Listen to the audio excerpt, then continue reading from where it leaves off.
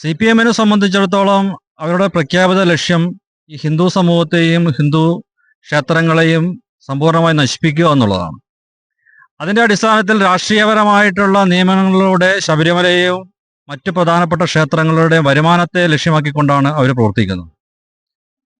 യുവതി പ്രവേശനമായിട്ടുള്ള പ്രശ്നം വന്ന സമയത്ത് കേവലം ഒരു സുപ്രീം കോടതി വിധിയുടെ അടിസ്ഥാനത്തിൽ തികച്ചും വിശ്വാസികളല്ലാത്ത അവിശ്വാസികളായ സ്ത്രീകളെ അവിടെ കയറ്റിക്കൊണ്ട് മുഴുവൻ ഹൈന്ദവ സമൂഹത്തിനും വളരെ വലിയ രീതിയിലുള്ള വിഷമം ഉണ്ടാക്കിയ ഒരു സർക്കാരാണ് പിണറായി സർക്കാർ.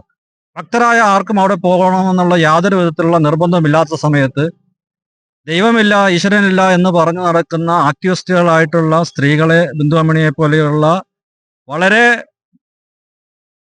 സാംസ്കാരികമായിട്ട് അധപ്പതിച്ച തരത്തിലുള്ള ആളുകളെ അവിടെ കയറ്റിക്കൊണ്ട് കോടിക്കണക്കിന് വരുന്ന ഹൈന്ദവ വിശ്വാസികളെ ശരിക്കും പറഞ്ഞാൽ പിണറായി സർക്കാർ നിന്ദിക്കുകയും അവഹേളിക്കുകയായിരുന്നു ചെയ്തത്.